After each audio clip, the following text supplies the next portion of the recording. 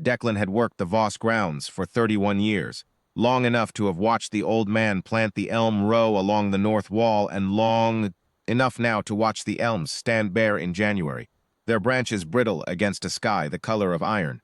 He had watched young Calder Voss grow from a quiet boy into a man that other men crossed the street to avoid. Not from cruelty, exactly, but from a kind of stillness that made people feel they were being assessed and found wanting before they had opened their mouths. The feared man, they called him in the business circles his name occupied. In the house, they said nothing.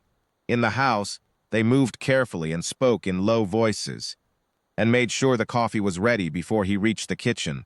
That was the estate in winter, quiet in the way that a thing held too tightly is quiet. Calder's father, the elder Mr. Voss, had died in October. Chest, sudden, the way those things are sudden when they have been building for a decade. He had been a warmer man than his son. Not softer, but warmer, and his absence had left rooms in the house that no one quite knew how to occupy.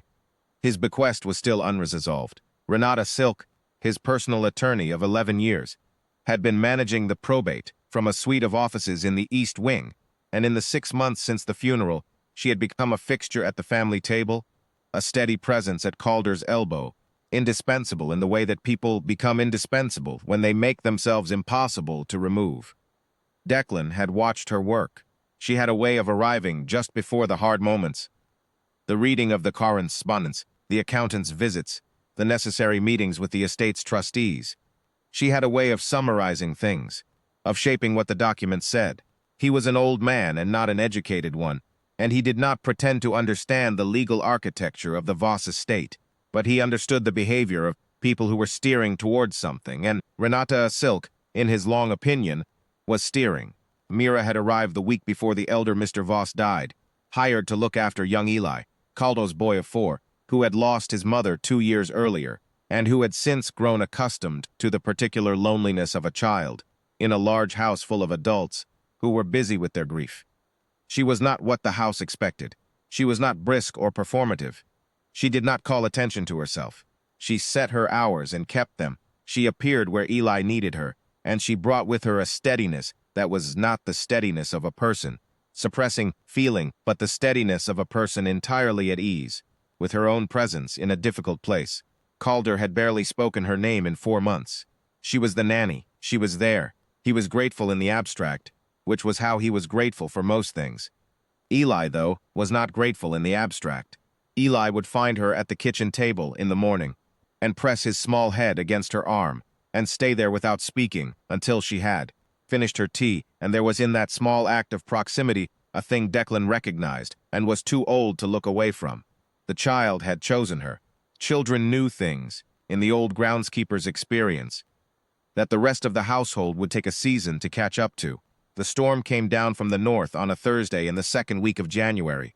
Not dramatic, just relentless, the kind of cold that works its way through old stone walls and settles into the bones of a house. By 10 o'clock that night, the heating system in the east and north wings had given out entirely. A fault in a line, the house manager said, that could not be reached until morning. Renata Silk reacted to the announcement by relocating to the one warm room available, the study with its working fireplace, where she closed the door and remained unavailable for the next 2 hours. Calder was on a call he could not interrupt. Something in the city. Something that required his full attention. Something the house had been told not to disturb. The cook had gone home. The house manager was in the mechanical room with a flashlight. The estate, at 11 o'clock on a January night in the cold, was very quiet. Mira had Eli in the kitchen, the warmest room that remained, a cast-iron stove holding its heat through the night, before anyone else had thought to move him. She had blankets from the linen cupboard, and she had found a box of old illustrated books on the shelf above the pantry, and she was reading to him by the lamp above the stove when Declan came through on his rounds. Eli was wrapped against her side, his eyes moving along the page, content in the specific way of a child who has been afraid and is no longer afraid because a trusted person has made the necessary arrangements. Declan was refilling the woodbin near the back corridor when he heard the voice. He was not by nature a man who listened at corners, but the east corridor that ran beside the study was where the woodbin was, and the study door was not fully closed, and Renata Silk's voice, when it was not performing warmth for a room, was a different instrument. He was old. His hearing was not what it had been in 30 places, but it was precise, where it needed to be, and what it caught from behind that door was enough. She was speaking to someone about a document. She was speaking about a date on a document, and about a signature, and about the elder Mr.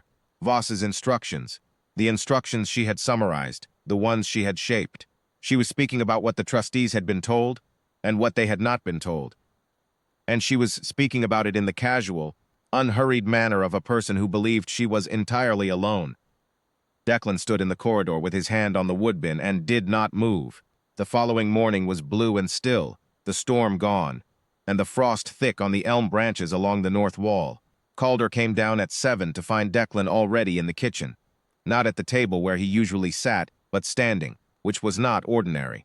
Mira was at the stove with Eli on her hip, the child asleep against her shoulder with his mouth open, and his hair disordered, the absolute boneless sleep of a small person who has been fully cared for. Calder looked at his son. Something passed across his face that Declan could not easily name. The expression of a man rediscovering a room he had locked some time ago. Declan told him what he had heard. He said it plainly, in the fewest words that were sufficient, and he met Calder's eyes while he said it, and he did not look away. Calder listened without interrupting. This was one of the things about the feared man, in Declan's experience. When something required his full attention, he gave it absolutely, without performance, and in those moments he resembled his father more than he usually allowed himself to. The estate's old solicitor, Mr. Ferris, was reached by 8 o'clock. He was 80, and had known the elder Mr. Voss for 40 years, and had been, he said, troubled about certain documents for some weeks. He came directly. The conversation between him and Calder and a quiet review of the original signed papers lasted less than 2 hours. Renata Silk left the estate before noon. Calder walked her to the door himself and said nothing that was overheard, but the manner in which she left, quickly, without her usual air of ownership, confirmed what everyone in the house had already understood. She did not return.